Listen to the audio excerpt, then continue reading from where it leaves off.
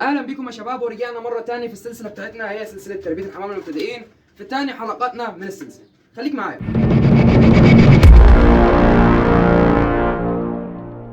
ورجعنا لكم تاني يا شباب. فاول حاجه معانا ازاي ااكل الحمام بتاعي صح. طبعا في ناس بتكلمني بتقول لي انا برمي الاكل للحمام مره واحده وهو ياكل اللي هو عايزه، وباجي تاني يوم بلقى الحمام اعزكم الله متمرز على الكلفه او الاكل، منجين منه الحبوب الكبيره او الحبوب اللي هم بيحبوها وسايبين الباقي. طبعا عشان تتفادى المشكله دي، الطريقه الصحيحه لتاكيل الحمام، طبعا كل فرد حمام عايز في اليوم كبشه ايدك، يعني تملي ايدك كبشه اكل وتحطها له، ده الفرد اللي عايزه. يعني بتربي في سلكات زي كده، هتمسك كبشتين وتحط للجوز معاهم زغاليل صغيره لسه لبه، بتحط نص الكميه، يعني كبشه واحده للجوز الزغاليل. الزغاليل كبرت وعدت البطش اللي هي يعني خلاص هتبتدي تتفضم، بتحط كبشتين ليهم زي الكبير بالظبط وبتبتدي ياكلوهم. ده الطريقه الصحيحه. بتربي حمام سايب، هتبتدي تحط الاكل، تستناهم ساعه، الاكل اللي يفضل تروح تعبيه وتنقصه من الكميه اللي انت حاططها اصلا، وتعرف الحمام ايه الكميه اللي هو بياكلها بالظبط. يعني الطريقه دي بلغه الغواء اسمها التقشيط، يعني بقشط من قدام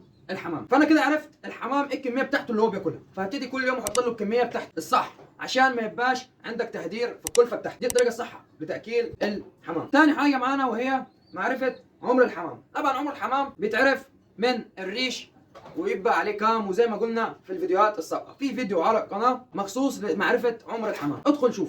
بعد كده انت جبت الحمام والحمام باض عندك، طيب متى البيض ده هيفقس؟ اقعد حط يد على خدي واقول متى الحمام هيفقس.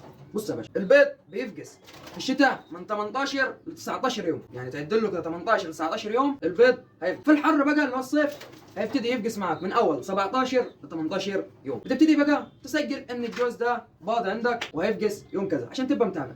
طيب هل اسيب البيض مع نفسه كده واقول هيفقس مع نفسه بعد 18 او بعد 17؟ لا، بتبتدي بعد 4 أو 5 أيام على حسب خبرتك بتبتدي تكشف على البيض بكشاف الموبايل، وليها حلقه مخصوصه هنظبطها لك. بتشوف البيض مخصب ولا لا، يعني في شعيرات دمويه في البيض بتاع الحمام ولا في شعيرات دمويه، يبقى البيض ده مخصب وتستناه. ما فيهوش يبقى تشيل البيض ده وتشوف ايه عيب الجوز، او تخليه بيض تاني ممكن يكون لسه ما ارتاحش في المكان عندك. طبعا بعد ما البيض بيفقس في حاجه بتشوفها بعينيك، ان الحمام بياكل الزغاليل بتاعته. اول مرحله من الزغاليل بيسموها مرحله اللبه. يعني اللبه يعني مثلا في الحيوانات او الانسان، الطفل بيتولد او الجرو بيتولد، بعد كده بتلقى الام بترضع الطفل.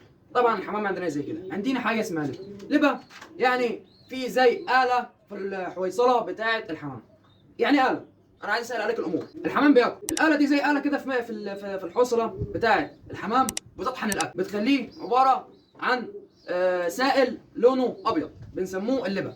ده بياخدوا الزغاليل في عمرها الصغيره. هتلقى الاب والام بياكلوا الزغاليل لبه، مش الانثى بس. دي حته برضه عشان تبقى عارف ايه اللي بيحصل قدامك، عشان ما تتفاجئش لو انت لسه اول مره تربي. بعد ما الزغاليل بتكمل مثلا الخمس ست ايام او 7 ايام، بتبتدي تنتقل ان هم يدوهم حبيبات كامله. يديلك حته مثلا ذره عويجه كامله بياكلوها وبيهضموها وتمام، كله بيشتغل معاك. افضل الزغاليل دي على كام يوم؟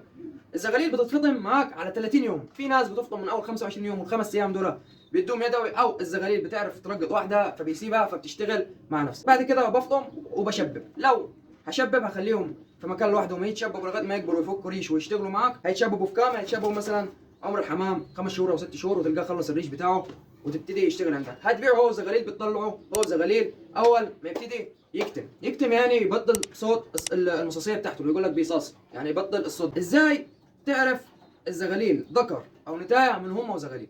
طبعا بنسبه 70% الجوز عندك بيطلع ذكر وانثى، بنسبه 70%. ممكن تلقاهم ذكرين او نتايتين، دي بتبقى من نسبه 30% اللي هي الباقيه معاه. طبعا هتلقى زغلول صغير وزغلول كبير بنسبه 50%، عشان في ناس بتعرف تساوي حجم الزغاليل. هتلقى الزغلول الصغير دايما بيطلع نتايه، والزغلول الكبير دايما بيطلع ذكر. ده مجرد توقع، وانت بتبص على حاجتك ولما تشببها هتعرف الموضوع ده، وبيجي مع الخبره. ممكن تلقى الزغلولين بنفس الحجم. طب عارفهم ذكر وانثى منين؟ اول ما تحط ايدك في الطاين هتلقى في زغلول بيوقف وينفخ حصلته كده ويضرب بجناحه، وفي زغلول قاعد هادي. الهادي دايما بيطلع نتايه، واللي بيضرب بيطلع ذكر، وده مجرد تخمين بيطلع صح في اغلب الاحيان. زي ما انتم عارفين معودينكم على الصراحه، والفيديو بتاعنا مش بيطول زي ما انتم عارفين، ودينا قلنا لكم معلومات مهمه. انتظرونا في باقي سلسله تربيه للمبتدئين، هتستفادوا. وخليكم معنا، وانزل اشترك في القناه دلوقتي، ولايكك الجميل ادعمنا عشان نكمل بتنزيل المزيد من الفيديوهات ان شاء الله.